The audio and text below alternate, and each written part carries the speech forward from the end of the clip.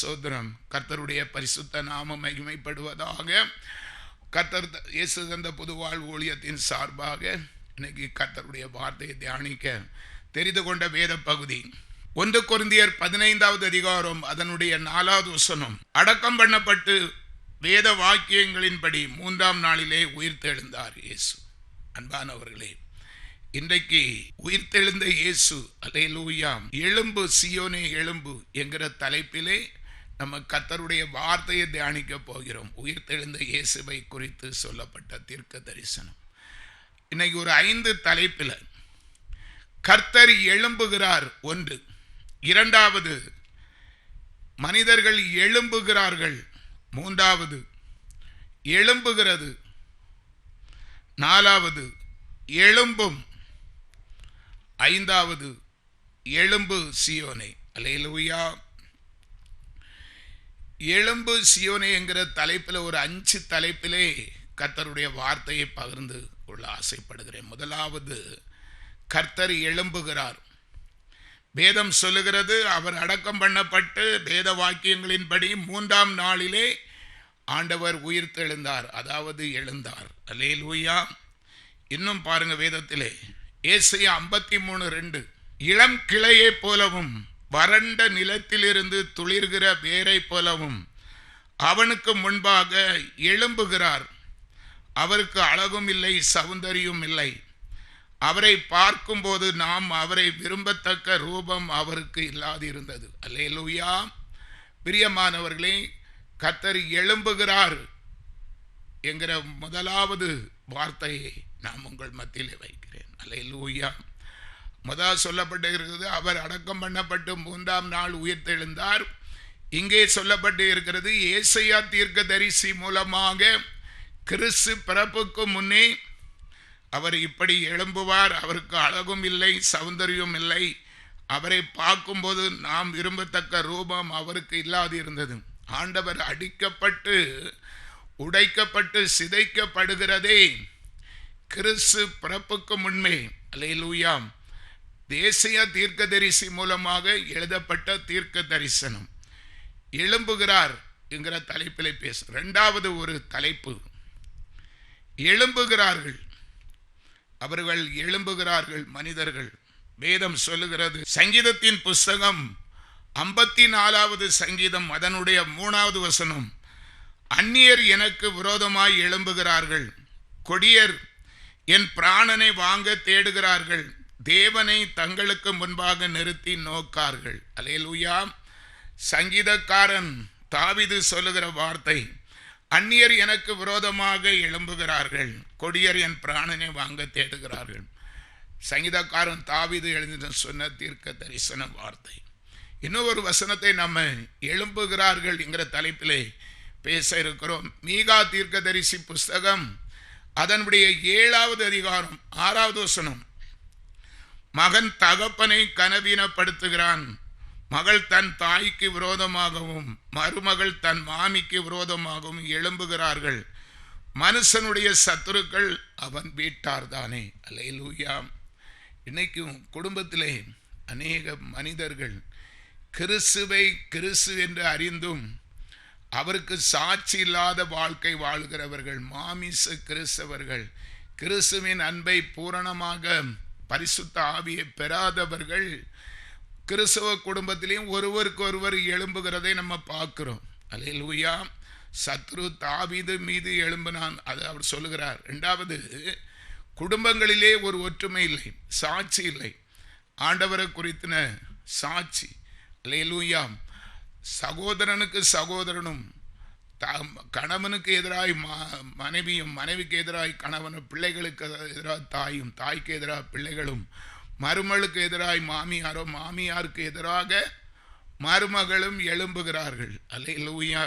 எனக்கு அன்பானவர்களே, வேதத்தை நம்ம வாசிப்போம் என்று சொன்னால், லூக்கா சுவிசேஷம் 24வது அதிகாரம் அதனுடைய 5வது வசனம், அந்த ஸ்திரீகள் பயப்பட்டு தலை கவிழ்ந்து தரையை நோக்கி நிற்கையில் அந்த 2 பேரும் அவர்களை நோக்கி, உயிரோடு இருக்கிறவர்களை நீங்கள் மரித்தவரிடத்தில் தேடுகிறது. அல்லேலூயா. வேதம் சொல்லுகிறது, ஆண்டவரை அடக்கம் பண்ணப்பட்டு அடுத்த நாள் ஆண்டவருடைய கல்லறைக்கு போகிறார்கள் சில பெண்கள். அங்கே பார்க்கும்போது அங்கே ஆண்டவரை காணவில்லை. 2 தூதர்கள் இருக்கிறார்கள். அவர்கள் ஆண்டவரை காணாது தலை கவிழ்ந்து நிற்கும்போது அந்த தூதர்கள் சொல்லுகிறார்கள், மரித்த இயேசுவை தேடி வந்து இருக்கிறீர்கள், அவர் உயிர்த்தெழுந்தார். உயிர்த்தெழுந்த தேவனை நீங்கள் மரித்தவர்கள் மத்தியிலே தேடுகிறது என்ன? அல்லேலூயா. நம்ம முதலாவது வாசித்த எழும்புகிறார், அவரை அறியவில்லை. இளங்கிளையைப் போல தாவீதின் பேரிலே கிறிஸ்து எழும்பினார், அவரையும் அறியவில்லை. அல்லேலூயா. மாமியார் மருமகள் சண்டை எழுப்புகிறார்கள். இதுக்கெல்லாம் காரணம் கிறிஸ்துவை அவர்கள் மரித்தோரிலிருந்து எழும்பி விட்டார், பரிசுத்த ஆவியாய் செயல்படுகிறார் என்பதை அநேகவர் மறந்ததுனால தான் இந்த மாதிரி வேறுபாடுகள் மனிதருக்குள்ளே, ஒரு கிறிஸ்தவருக்குள்ளே ஒரு அன்பு இல்லாமல் போகிறது. லூக்கா 24:6 சொல்லுகிறது, அவர் இங்கே இல்லை, அவர் உயிர்த்தெழுந்தார். அல்லேலூயா. தூதன் சொல்லுகிறான், அவர் இங்கே இல்லை, அவர் உயிர்த்தெழுந்தார் என்று.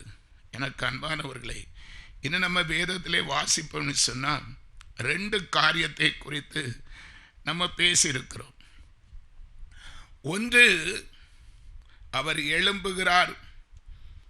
2, எழும்புகிறார்கள். 3வது எழும்புகிறது என்கிற தலைப்பிலே எபேசியருக்கு எழுதின நிருபம் 2வது அதிகாரம் அதனுடைய 20வது வசனம், அப்போஸ்தலர் தீர்க்கதரிசிகள் என்பவர்களுடைய அஸ்திபாரத்தின் மேல் கட்டப்பட்டவர்களுமாய் இருக்கிறீர்கள், அதற்கு இயேசு கிறிஸ்து தாமே மூலைக்கல்லாய் இருக்கிறார். அல்லேலூயா. ஆதி அப்போஸ்தலர்கள் நாட்களிலே சீசர்களை குறித்து சொல்லப்பட்டிருக்கிற தீர்க்க தரிசன வார்த்தை, நீங்கள் இயேசு கிறிஸ்து தாமே மூலைக்கல்லாய் இருக்கிறார், அவர்களுக்குள்ளே கட்டப்பட்டு இருக்கிறீர்கள். கிறிஸ்துவுக்குள்ளே அந்த சீசர்கள் கட்டப்பட்டு இருந்தார்கள். அல்லேலூயா. அந்த எபேசியர் 2:21, அவர் மேல் மாளிகை முழுவதும் இசைவாய் இணைக்கப்பட்டு கர்த்தருக்குள் பரிசுத்த ஆலயமாக எழும்புகிறது. அந்த சீசர்கள் கட்டப்பட்டு அவர் மேல், கிறிஸ்து இயேசு மேல், அவர் மேல் மாளிகை முழுவதும் இசைவாய் இணைக்கப்பட்டு, கிறிஸ்துவுக்குள் அவர்கள் இணைக்கப்பட்டு கர்த்தருக்குள் பரிசுத்த ஆலயமாக எழும்புகிறது. அல்லேலூயா. அவருடைய ஐக்கியம் எழும்புகிறது என்று சொல்லப்பட்டு இருக்கிறது. அல்லேலூயா. 3வது வெளிப்படுத்தின விசேஷம் 19வது அதிகாரம் 3வது வசனம், மறுபடியும் அவர்கள் அல்லேலூயா என்று சொல்லி ஆர்ப்பரித்தார்கள், அவளுடைய புகை என்றென்றைக்கும் எழும்புகிறது என்றார்கள். ஒரு கூட்ட சனத்தை நம்ம பார்க்கிறோம்.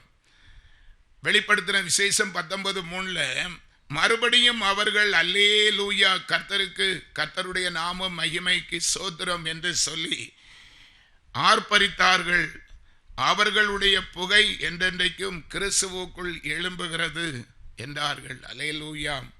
அப்படி ஆண்டவரை அறிந்தவர்கள் எழும்புகிறார்கள். எழும்புகிறது அவருடைய ஐக்கியத்திலே எழும்புகிறது என்று சொல்லப்பட்டு இருக்கிறது. அடுத்தால ஒரு காரியம், 1 ராஜாக்கள் 18வது அதிகாரம் 43வது வசனம், தன் ஊழியக்காரனை நோக்கி நீ போய் சமுத்திரமுகமாய் பார் என்றான். அவன் போய் பார்த்து ஒன்றும் இல்லை என்றான். நீ இன்னும் 7 தரம் போய் பார் என்றான். அல்லேலூயா. சோதரம். பிரியமானவர்களே, எலியா நாட்களிலே நடந்த சம்பவம். ஆகாப் ராஜா காலத்திலே எலியா தீர்க்கதரிசி அந்த தேசத்திலே கர்த்தருடைய நாமத்தினாலே அவருடைய வார்த்தையை சொல்லுகிறேன், கர்த்தருக்கு முன்னாலே நிற்கிற நான் சொல்லுகிறேன், 3 வருஷம் தேசத்திலே மழை பெய்யாது என்று உறுதியாக சொன்ன எலியாதான். இப்போது 3 வருஷம் முடிஞ்சு அந்த தேசத்திலே மழை வரும் என்று சொல்லுகிற தீர்க்க தரிசனம் உரைத்தது இந்த எலியாதான்.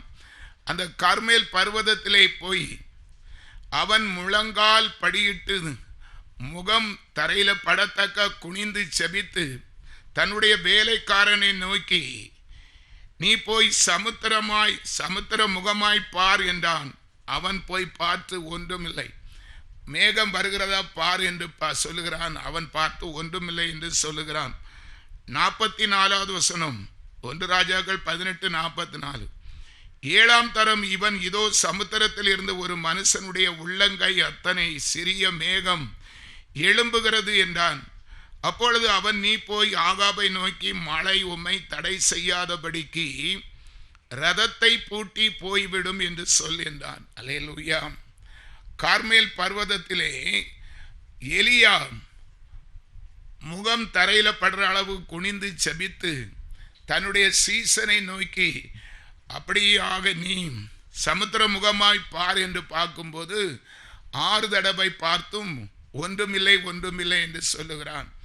7வது தடவை அவன் பார்க்கும்போது ஒரு மனுஷனுடைய உள்ளங்கை அளவு மேகம் எழும்புகிறதை அவன் தரிசனமா சொல்லுகிறான்.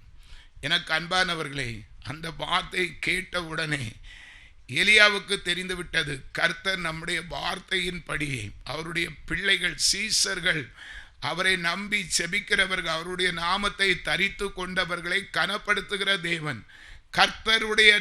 கர்த்தர் என் சொல்லுக்கு கர்த்தர் கிருபை அளிக்கிறார், இன்னைக்கு பெருமழை வரப்போகிறது என்று சொல்லி அவன் அந்த சீசனை பார்த்து சொல்லுகிறான், நீ போய் ஆகாபை நோக்கி, மழை உம்மை தடை செய்யாதபடிக்கு ரதத்தை பூட்டி போய்விடும் என்று சொல். அல்லேலூயா. ஒரு ராஜாவை பார்த்து, அது மழை மேகம் ஒன்று பெருசா எழும்பல, வெறும் உள்ளங்கை மேகம் அளவுதான். அன்பானவர்களே, அவனுடைய நம்பிக்கை எவ்வளவு உறுதியானது. எலியாவு கர்த்தர் மேல வைத்திருக்கிற விசுவாசம், கர்த்தர் தன்னுடைய ஊழியக்காரன் சுகத்தை விரும்புகிற தேவன், வார்த்தைக்கு கனம் கொடுக்கிற தேவன். என்னுடைய வார்த்தைக்கு அவர் பதிலளிக்க போகிறார், பெருமழை அனுப்ப போகிறார்.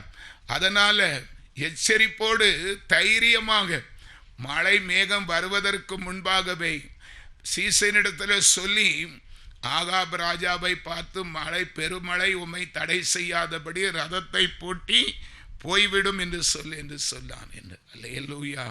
எனக்கு அன்பானவர்களை, இன்றைக்கும் இந்த வார்த்தையை தியானிக்கிறேன், கேட்டுக்கொண்டு இருக்கிற யாராவது இந்த சத்திய வசனம், ஒன்றுமே இல்லை வாழ்க்கையில், ஒன்றுமே இல்லை, கஷ்டம் பாரம் நஷ்டமா இருக்கிறது, அல்லேலூயா என்று புலம்புகிற நம்மை பார்த்து கர்த்தருடைய வார்த்தை சின்ன ஒரு அடையாளம், ஆண்டவர் சொல்லுகிற வார்த்தையே நமக்கு ஒரு ஆதாரமாக வைத்து, உள்ளங்கை மேகம் அளவு பெருமழை பெய்து ஒரு ராஜாவே தடை செய்ய முடியுமானால், அருள்மழை பொழிகிற ஆண்டவர், ஆசீர்வாதம் என்கிற மழை பொழிய செய்கிற தேவன் இந்த சத்தத்தை கேட்டுக்கொண்டு இருக்கிற, கொஞ்சம்தான் இருக்கிறது, கொஞ்சம்தான், மேகம் இல்லை, கொஞ்சம்தான், இதை வச்சு ஒண்ணுமே செய்ய முடியாது. அல்லேலூயா.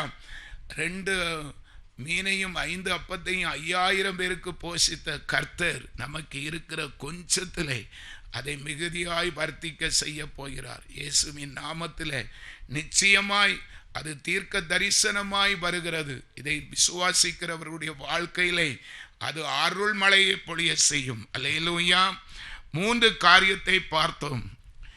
எழும்புகிறார்கள், எழும்புகிறது. அடுத்த 4வது காரியம் எழும்பும். அல்லேலூயா. எழும்பும். எழும்பும் என்கிற வார்த்தையை தியானிக்க போகிறோம். எனக்கு அன்பானவர்களே, அதற்கு ஆதாரமாக மத்தேயு சுவிசேஷம் 24வது அதிகாரம் 7வது வசனம், ஜனத்துக்கு விரோதமாய் ஜனமும் ராஜ்யத்துக்கு விரோதமாய் ராஜ்யமும் எழும்பும், பஞ்சங்களும் கொள்ளை நோய்களும் பூமி அதிர்ச்சிகளும் பல இடங்களில் உண்டாகும். ஒரு அல்லேலூயா சொல்லுவோம். அல்லேலூயா. அன்பானவர்களே, எழும்பும் என்கிற தலைப்பு, ஜனத்துக்கு விரோதமாய் ஜனமும் ராஜ்யத்துக்கு விரோதமாய் ராஜ்யமும் எழும்பும். அன்பானவர்களே, கர்த்தருடைய வேத வசனம் சொல்லுகிறது, தீர்க்க தரிசனமாக 2026 ஆண்டுகளுக்கு முன்பாக பரிசுத்த ஆவினால் எழுதப்பட்ட தீர்க்க தரிசனம், ஜனத்துக்கு விரோதமாய் ஜனங்களும் ராஜ்யத்துக்கு விரோதமாய் ராஜ்யமும் எழும்பும். இப்போது நடந்து கொண்டு இருக்கிற யுத்தம் அதை உறுதிப்படுத்துகிறது. வேதம் ஒரு நாளும் போய் சொல்லாது. நம்ம இயற்கையாக உலகத்திலே நடக்கிற காரியங்களையும் பரிசுத்த வேதாகமத்திலே கொடுக்கப்பட்டிருக்கிற 35,66,480 எழுத்துக்கள் அடங்கிய தீர்க்க தரிசன வார்த்தைகளையும் நம்ம ஒப்பிட்டு பார்க்கும்போது கர்த்தர் சொல்லுகிறது எவ்வளவு உண்மையான சம்பவம் என்பதை புரிந்து கொள்ள முடியும். எழும்பும், ஜனத்துக்கு விரோதமாய் ஜனமும் ராஜ்யத்துக்கு விரோதமாய் ராஜ்யம் எழும்பும் என்று சொல்லப்பட்டிருக்கிறது. அல்லேலூயா. பானாதிபானங்கள் கொள்ளாதவரே, வார்த்தையால் வர்ணிக்க கூடாதவரே, ஓயாமல் புகழ் நான் பாடுவேன் இன்றுமே என்றுமே என்றென்றுமே. பானாதிபானங்கள் கொள்ளாதவரே, வார்த்தையால் வர்ணிக்க கூடாதவரே, ஓயாமல் புகழ் நான் பாடுவேன் இன்றுமே என்றுமே என்றென்றுமே. ஹல்லேலூயா, ஹல்லேலூயா, ஹல்லேலூயா, ஆமென். பரலோக கவனத்தை ஈர்க்க வேண்டுமே, அப்பாவும் கண்களில் கிருபை வேண்டுமே, எப்போதும் என்னருகை நீர் வேண்டுமே. நீர் வேண்டும், நீர் வேண்டும், நீர் வேண்டுமே. பரலோக கவனத்தை ஈர்க்க வேண்டுமே, அப்பாவும் கண்களில் கிருபை வேண்டுமே, எப்போதும் என்னருகை நீர் வேண்டுமே. நீர் வேண்டும், நீர் வேண்டும், நீர் வேண்டுமே. ஹல்லேலூயா, ஹல்லேலூயா, ஆமென். ஹல்லேலூயா, ஹல்லேலூயா, ஆமென். விலகாத பிரியாத சமூகமே, அதுதானே நிரந்தர சுதந்திரமே. வேறொன்றும் வேண்டாம், நீர் போதுமே. நீர் போதும், நீர் போதும், நீர் போதுமே. விலகாத பிரியாத சமூகமே, அதுதானே நிரந்தர சுதந்திரமே. வேறொன்றும் வேண்டாம், நீர் போதுமே. நீர் போதும், நீர் போதும், நீர் போதுமே. ஹல்லேலூயா, ஹல்லேலூயா, ஹல்லேலூயா, ஆமென். ஹல்லேலூயா, ஆமென். ஹல்லேலூயா, ஹல்லேலூயா. சோதரம். பிரியமானவர்களே, வேதத்தை இன்னும் வாசித்து பார்ப்போம் என்று சொன்னால், உபாகமம் புஸ்தகம் 28வது அதிகாரம் 7வது வசனம். உனக்கு விரோதமாய் எழும்பும் உன் சத்துருக்களை கர்த்தர் உனக்கு முன்பாக முறியடிக்கப்படும்படி ஒப்பு கொடுப்பார். ஒரு வழியாய் உனக்கு எதிராக புறப்பட்டு வருவார்கள், 7 வழியாய் உனக்கு முன்பாக ஓடி போவார்கள். அல்லேலூயா. பிரியமானவர்களே, எழும்பும் என்கிற தலைப்பிலே எழும்புகிறது. அல்லேலூயா, சோதரம். எழும்பும் என்கிற தலைப்பிலே நம்ம 4வது தலைப்பு எழும்பும் என்கிற தலைப்பிலே. பிரியமான, முதலாவது சொன்னார், ஜனத்துக்கு விரோதமாய் ஜனமும் ராஜ்யத்துக்கு விரோதமாய் ராஜ்யமும் எழும்பும், கொள்ளை நோய்களும் பூமி அதிர்ச்சிகளும் உண்டாகும், அது நிறைவேறுகிறது. 2வது உபாகமம் 28:7, உனக்கு விரோதமாய் எழும்பும் உன் சத்துருக்களை கர்த்தர் உனக்கு முன்பாக முறியடிக்கப்படும்படி ஒப்பு கொடுப்பார். ஒரு வழியாய் உனக்கு எதிராக புறப்பட்டு வருவார்கள், 7 வழியாய் உனக்கு முன்பாக ஓடி போவார்கள். அல்லேலூயா. அன்பானவர்களே, கர்த்தரை மாத்திரம் சொந்த இரட்சகராக ஏற்றுக்கொண்டு அவருடைய கட்டளைக்கு, வசனத்துக்கு, வார்த்தைக்கு எல்லாவற்றிலும் கீழ்ப்படிந்து மட்டும் நம்ம நடப்போமானால், இந்த உலகத்திலே இருக்கிற பொல்லாத பிசாசு, மனித கொலை பாதகன் எந்த வழியிலும் நம்மளோடு யுத்தத்துக்கு வராதபடி, நம்மளை தண்டிக்காதபடி, நம்மளை கஷ்டப்படுத்தாதபடி, நம்மளை நஷ்டப்படுத்தாதபடி அவன் செய்கிற விரோதமான காரியங்களை, நமக்கு விரோதமாக எழும்பும் நம்முடைய சத்துருக்கள் எல்லாரையும், பல வழிகளில் பிசாசு மூலமாக வரக்கூடிய சத்துருக்கள் எல்லோரையும், நமக்கு முன்பாக எழும்பும் சத்துருக்களை கர்த்தர் முறியடிப்பேன் என்று வாக்கு கொடுக்கிறார். அல்லேலூயா. அவருக்கு மாத்திரம் கீழ்ப்படிந்து, அவருடைய சொல், அவருடைய சத்தம் கேட்டு சித்தம் செய்க மனதாய் இருக்கிறவர்களாய், வேதம் சொன்னபடி சங்கீதம் 128வது சங்கீதம் முழுவதையும் வீட்டில் போய் வாசித்து பாருங்கள். கர்த்தருக்கு பயப்படுகிறவர்கள் இவ்விதமாய் ஆசீர்வதிக்கப்படுவார்கள். அல்லேலூயா. இன்னொரு காரியம் பாருங்க, எழும்பும் என்று சொல்ல தலைப்பிலே எஸ்தர் புஸ்தகம் 4வது அதிகாரம் 14வது வசனம். நீண்ட காலத்திலே மௌனமாய் இருந்தால் யூதருக்கு சகாயமும் ரட்சிப்பும் வேறொரு இடத்தில் இருந்து எழும்பும். அப்பொழுது நீயும் உன் தகப்பன் குடும்பத்தாரும் அழிவீர்கள். நீ இப்படிப்பட்ட காலத்துக்கு உதவியாய் இருக்கும்படி உனக்கு ராஜ மேன்மை கிடைத்திருக்கலாமே, யாருக்கு தெரியும் என்று சொல்ல சொன்னான். அல்லேலூயா. மர்தகாய் தன்னுடைய மகளாகிய, வளர்ப்பு மகளாகிய எஸ்தரை பார்த்து சொல்ல சொன்ன தகவல். அன்பானவர்களே, எஸ்தர் ராசாத்தி அந்த ராஜாவுக்கு மனைவியாக கொடுக்கப்பட்டாள். பொல்லாத துஷ்டன் ஆமான் அந்த யூத குலத்தை அழிக்கும்படி தந்திரமாக செயல்படுகிறதை பார்த்து, நீ ராஜாவுக்கு ராணியாய் இருக்கிறாள், நீ நினைத்தால் இந்த யூத குலத்துக்கு ஒரு சகாயம், விடுதலை வாங்கி கொடுக்க முடியும். ஆனால் இந்த காலத்திலே நமக்கு ஒரு மேன்மை கிடைத்து விட்டது போதும் என்று மௌனமாய் இருந்தால் யூதருக்கு சகாயம் ரட்சிப்பும் வேறு இடத்திலிருந்து எழும்பும். அல்லேலூயா. மர்தகாய் நன்றாக புரிந்து வைத்திருந்தான். கர்த்தர் இஸ்ரவேல் அவருடைய பிள்ளைகளை, யூதாவை ஒப்பு கொடுக்க மாட்டார். யாரை கொண்டும் அவர் ரட்சிக்க வல்லவர். அதான் அந்த மர்தகாய் சொல்லுகிறான், உனக்கு அந்த வாய்ப்பு வந்திருக்குது, அதை விட்டுறாத.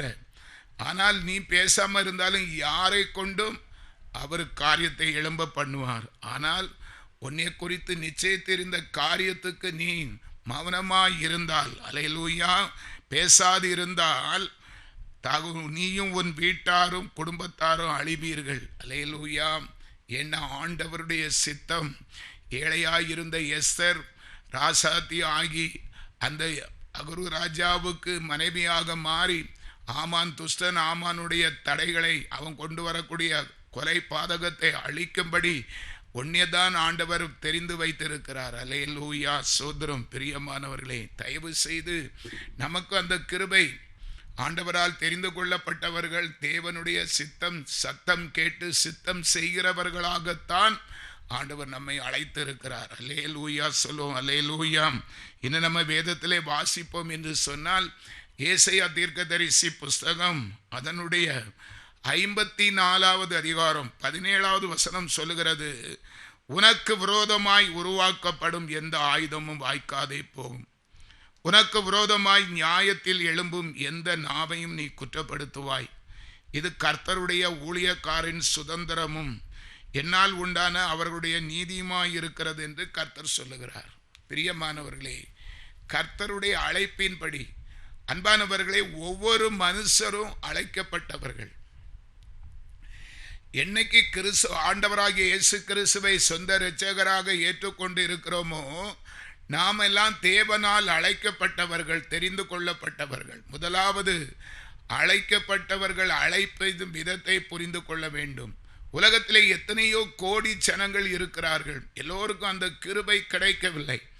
அழைக்கப்பட்டவர்கள் அநேகர், தெரிந்து கொள்ளப்பட்ட ஒரு சிலர் மட்டும்தான் ஆண்டவர் தெரிந்து கொண்டார். அப்படி கர்த்தரால் தெரிந்து கொள்ளப்பட்டிருக்கிற நாம் கர்த்தருடைய அழைப்பை சரியாக புரிந்து அவருடைய சத்தத்துக்கு செவி கொடுத்து அப்படியே அதை அவருடைய நாமத்தினாலே அவருக்கு சேவை செய்ய மனதாய் இருப்போம் என்று சொன்னால், வேதம் சொல்லுகிறது, எல்லா விதத்திலும் கர்த்தர் நம்மை வேலி அடைத்து காப்பார். அவர் சொல்லுகிறார், உனக்கு விரோதமாய் உருவாக்கப்படும் எந்த ஆயுதமும் வாய்க்காதே போகும். அல்லேலூயா. ஒருவன் உனக்கு விரோதமாய் நியாயத்தில் எழும்பும் எந்த நாவை, எந்த ஏற்பட்ட ஒருவேளை நீங்கள் பணி செய்கிற இடமா இருக்கலாம், வீட்டு சுற்றி இருக்கிற ஜனங்கள் உங்களுக்கு சத்ருவாக எழும்பலாம். ஆனால் வேதம் சொல்லுகிறது, உனக்கு விரோதமாய் நியாயத்தில் எழும்பும் எந்த நாவையும் குற்றப்படுத்தும்படி கர்த்தர் உன்னோடு இருந்து வழக்காடி உனக்கு ஜெயத்தை தருவார். அல்லேலூயா, அல்லேலூயா. ஊழியக்காரன் சுதந்திரமும் என்னால் உண்டான அவர்களுடைய நீதியுமாயிருக்கிறது. கடைசி வரை நம்மை விட்டு கொடுக்காது நம்மை பாதுகாக்கிற ஜீவன் உள்ள தேவன் நமக்கு வாக்கு கொடுக்கிறார். அல்லேலூயா. இன்னும் நம்ம ஒரு காரியத்தை பார்ப்போம் என்று சொன்னார். அல்லேலூயா, சோத்ரம். ஏசாயா 55வது அதிகாரம் 13வது வசனம். முட்செடிக்கு பதிலாக தேவதாரு விருட்சம் முளைக்கும், காஞ்சரிக்கு பதிலாக மிருது செடி எழும்பும். அது கர்த்தருக்கு கீர்த்தியாகவும் நிர்மூலமாகாத நித்திய அடையாளமாகவும் இருக்கும். ஒரு அல்லேலூயா சொல்லுவோமா? ஆண்டவர் சொல்லுகிறார், முட்செடிக்கு பதிலாக தேவதாரு விருட்சம் முளைக்கும். அல்லேலூயா. பிரியமானவர்களே, ஆரம்ப நாட்களில் என்னுடைய 2வது மகள் செல்விக்கு திருமணமாகி அவள் முதலாவது கன்சீவாயிருந்தாள். ஒரு 3 மாதம் 3 மாதம் இருக்கும். அல்லேலூயா. அந்த நாட்களிலே பிள்ளைகள் சென்னை பட்டணத்தில் இருந்தார்கள். நானும் என் மனைவியும் நாகர்கோயிலில் எங்கள் ஊர் பக்கத்தில் ஊழியம் செய்து கொண்டிருந்தோம். அன்னைக்கு ஒரே நாளில் 3 இடத்துல பிரசங்கிக்க அழைக்கப்பட்டிருந்தோம். காலையில் 7 மணிக்கு மிடாலம் பக்கம், அதை முடித்து ஒரு 10-10:30க்கு பிறகு கருங்கல் பக்கம் ஒரு செய்தி, அதை முடிச்சுட்டு சாயந்தரம் நம்ம கோட் ரோடு பக்கம் நாகர்கோயிலில் ஒரு இடத்துல ஒரு ஊழியம். அப்படி 3 அழைப்பு வாங்கி கொண்டிருந்தோம். நாங்கள் ஊழியத்துக்கு போயிருந்தோம். முதல் ஊழியத்தை மிடாலத்தில் ஊழியத்தை முடித்து 2வது கருங்கலுக்கு வந்து 10:30 மணிக்கு ஆரம்பித்து 1 மணிக்கு முடித்து சாப்பிட்டு கை கழுவ போகும்போது எனக்கு ஃபோன் வருகிறது. என்னுடைய மகள் செல்வி, பிள்ளை கன்சீவாக இருந்தால் அதை செக்கப்புக்கு போகிறதுக்காக போயிருந்தார்கள். பிள்ளைகள் போயிருக்கிறார்கள். மருத்துவர்கள் பிள்ளையை பரிசோதனை பண்ணி பார்த்து, பேபி சரியில்லை, அது ஒரு வித்தியாசமாக இருக்குது, அதை உடனே அந்த கருவை அவாய்ட் பண்ணணும், ரிஜெக்ட் பண்ணணும் அப்படின்னு சொல்லிட்டாங்க. 2 மருமகனும் மகளும் ரொம்ப அப்செட் ஆகி, பயமாக இருக்குப்பா, நீங்கள் உடனே இங்கே சென்னைக்கு வாருங்க, அவங்க உடனே அப்புறம் இது அபாசன் பண்ணணும்னு சொல்லிட்டாங்க அப்படின்னு சொல்கிறா. நாங்கள் ஊழியம் செய்துட்டு இருக்கோம். எனக்கு அன்பானவர்களை கொஞ்சம் கவனிங்க, ஊழியம் செய்துட்டு இருக்கிறோம். அப்போ எனக்கு உடனே அவள் வர சொல்கிறா. சாயந்தரம் ஒரு ஊழியம் இருக்குது 6 மணிக்கு பிறகு. இப்படிப்பட்ட சூழ்நிலையிலே பிசாசு நம்ம இருதயத்தை கலங்கடிக்க செய்தாலும், அல்லேலூயா, நாங்கள் கர்த்தருக்குள் சிறப்பட்டு, சரி மக்களே, நாங்கள் நைட்டு பஸ் ஏறி வாரோம், ஒன்றும் இல்லை, கர்த்தர் பட்சத்தில் இருக்கிறார், பயப்படாதீங்க, நீங்கள் ஆஸ்பத்திரியில் அங்கே அட்மிட் ஆகி தங்கிடுங்க, நாங்கள் காலையில் வந்துடுவோம்னு சொல்லி கர்த்தர் மேல் நம்பிக்கையோடு நாங்கள் சாயந்தரமாக அந்த ஊழியத்தை நாகர்கோயிலில் முடிக்க, ஆண்டவர் ஒரு 9:30 மணிக்கு முடித்து சென்னைக்கு பஸ் அப்படியே நாங்கள் துணிமணி எல்லாம் ஒரு பேக்கில் பேக் பண்ணி கொண்டு போயிருந்தோம். கர்த்தருடைய மிகுந்த கிருபையினால் தடையில்லாதபடிக்கு பஸ்ஸு கிடைத்தது. ஒரு வால்வோ பஸ்ஸு ஒரு 9 மணி நேரத்தில் கொண்டு சென்னையில் விட்டுட்டான். அல்லேலூயா. அடுத்த நாள் காலையில் போய் கூடவே இருந்து குறிப்பிட்ட ஆஸ்பத்திரியில் பிள்ளைக்கு நாங்கள் போனோன்னா பிள்ளைகளுக்கு கொஞ்சம் சமாதானம். ஆண்டவருடைய நாமத்தினாலே ஆண்டவர் அந்த அந்த அந்த கருவை அபாசன் பண்ண உதவி செய்தார். வயிற்றை கிளீன் பண்ணி அப்படி ஆஸ்பத்திரிக்கு அட்மிட் இருக்கும்போது நான் அந்த ரூமில் இருந்து செபிக்கும் போது கர்த்தர் இந்த வசனத்தை எனக்கு கொடுத்தார். அல்லேலூயா. எனக்கு கொஞ்சம் பாரமாக இருந்தது. ஆண்டவரே, நாங்கள் உமக்கு சாட்சி சொல்லுகிறவர்கள். ஆண்டவர் எங்களை சாட்சியாகத்தான் அழைத்திருக்கிறார். ஒவ்வொரு அழைப்பு ஒவ்வொரு வித்தியாசமானது. தகப்பனே, நீங்கள் எங்களுக்கு சாட்சியாக, நானே தேவன் என்பதற்கு என் சனமாகிய நீங்களே எனக்கு சாட்சிகள் என்று உம்முடைய நாமத்தினால் அழைக்கப்பட்டு இருக்கிறோம். ஆண்டவரே, தயவு செய்தப்பா இப்படி இருக்கிறதே என்று செபித்து வசனத்தை கர்த்தர் வார்த்தையை கொடுத்தார். அந்த வார்த்தை தான் ஏசாயா 55:13. முட்செடிக்கு பதிலாக தேவதாரு விருட்சம் முளைக்கும், காஞ்சரிக்கு பதிலாக மிருது செடி எழும்பும், அது கர்த்தருக்கு கீர்த்தியாகவும் நிர்மூலமாகாத நித்திய அடையாளமாக இருக்கும் என்று கர்த்தர் வாக்கு கொடுத்தார். அவர் வாக்கின்படி சில மாசத்துக்குள்ளே அருமையான மூத்த பேரன் ஜோசுவா பிறந்து ஞானம் புத்தி அறிவுள்ள மகனாக கர்த்தர் கொடுத்தார். அல்லேலூயா. ஒருவேளை பிரியமானவர்களை இப்படியாய்ப்பட்ட தற்சமயம் ஒரு நஷ்டம் போல தோணும். அல்லேலூயா. எந்த நஷ்டமோ இந்த மாதிரி பிரச்சனை பிள்ளைகள் காரியமோ எதுவானாலும் ஆண்டவர் முச்செடிக்கு பதிலாக தேவதார் விருட்சத்தை வர்ஷிக்க செய்வார். அல்லேலூயா. நம்ம ஒரு 4 காரியத்தை பார்த்தோம். எழும்புகிறார்கள், எழும்புகிறது, எழும்பும் என்று சொல்லப்பட்ட வார்த்தைகள். கடைசியாக பிரியமான எழும்பி பிரகாசிங்கிற தலைப்பிலே செப்பனியா எழுதின தீர்க்க தரிசன புஸ்தகம் அதனுடைய 3வது அதிகாரம் 8வது வசனம். ஆகையால் நான் கொள்ளையாட எழும்பும் நாள் மட்டும் எனக்கு காத்திருங்கள் என்று கர்த்தர் சொல்லுகிறார். என் சினமாகிய உக்கிர கோபத்தை எல்லாம் அவர்கள் மேல் சொரியும்படி சாதிகளை சேர்க்கவும் ராஜ்யங்களை கூட்டவும் நான் தீர்மானம் பண்ணினேன். பூமியெல்லாம் என் எரிச்சலின் அக்கினியினாலே அழியும். அல்லேலூயா. பரிசுத்த வேதம் சொல்லுகிறது, ஆண்டவராகிய கர்த்தர் சொல்லுகிறார், நம்மளை இஸ்ரவேல் ஜனங்களாகிய நம்மை பார்த்து நமக்கு இருக்கிற போராட்டம், நிந்தைகள், அவமானங்கள், சில காரியங்கள் நமக்கு எதிராக செயல்படுகிறபடினாலே நான் கொள்ளையாட எழும்பும் கர்த்தர் நமக்காக வழக்காட எழும்பும் நாள் மட்டும் அவருக்கு காத்திருக்க வேண்டும் என்று கர்த்தர் சொல்லுகிறார். ஒரு அல்லேலூயா சொல்லுவோமா? அவர் இஸ்ரவேல் ஜனங்களை ஆசீர்வதிப்பதே அவருக்கு பிரியம். அவருடைய காரியம் இஸ்ரவேலுக்காக பரிந்து பேசுகிற கிறிஸ்து நமக்கு இருக்கிறார். பிரியமானவர்களே, அவர் சத்துருக்கு எதிராக அவர் போராடுவதற்கு தன்னை ஆயத்தப்படுத்த சில நாட்கள் காத்திருக்கும்படி சொல்லுகிறார்.